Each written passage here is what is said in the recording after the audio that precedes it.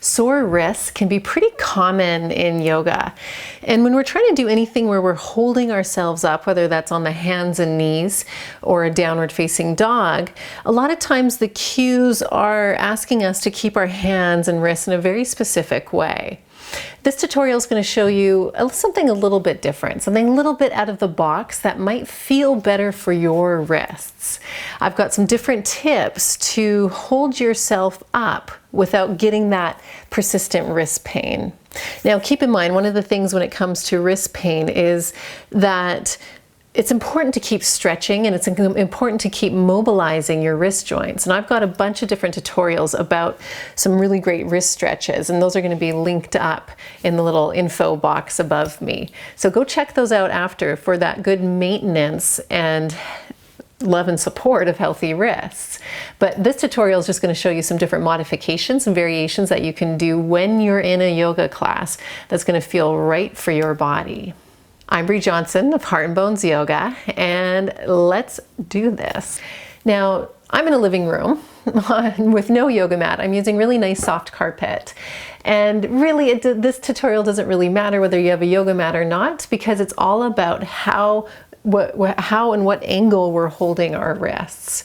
Now, the main one that I'm going to show you here, in yoga we call it Purvottanasana, or a reverse tabletop bridge pose. There's a couple different names for it. Whatever you want to call it, a lot of people call it pain in the wrists, because the cue is usually, so in this reverse tabletop, the cue is usually having the fingertips pointing forward and the elbows pulling inwards, and then we come up like so.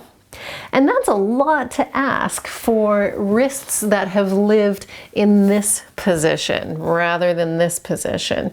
Because now the wrists who are used to doing this on the computer all day, let's say, are now having to turn backwards around, fingertips rotated in this direction, and that is a lot. Now you might be surprised at how simple the solution is. Solution number one is don't put your hands the whole way there. Crazy, I know.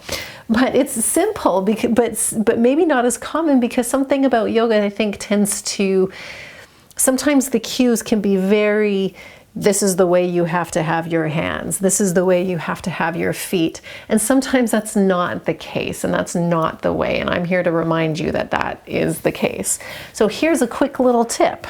If you're doing reverse tabletop here, all you're going to do, and if you find, first of all, that you can't even get your hands all this way forward, great. Because you know what? Try to angle your hands just a little bit out to the side. So instead of the palms pointing facing all this way, what if they were like this? So instead of like this, we were going like this.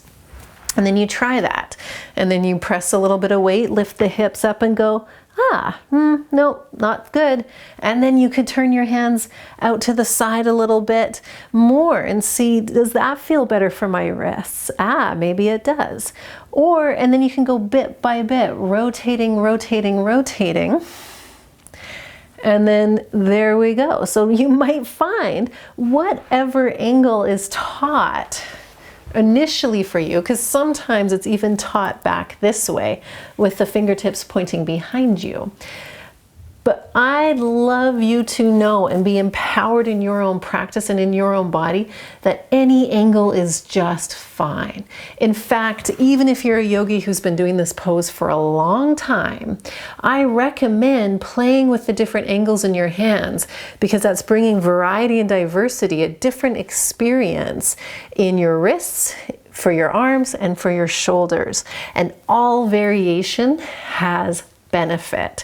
Each specific angle will be beneficial in different ways. The key is to do it in a variety of different ways. So the first option, choose, okay, I like that. That feels better for my wrists. And if you can do more than that, then you can play around and enjoy a whole circle of experience, a whole different range to make your shoulders, wrists, and hands feel a lot better. So that's it. That's the tutorial. That's as simple as that.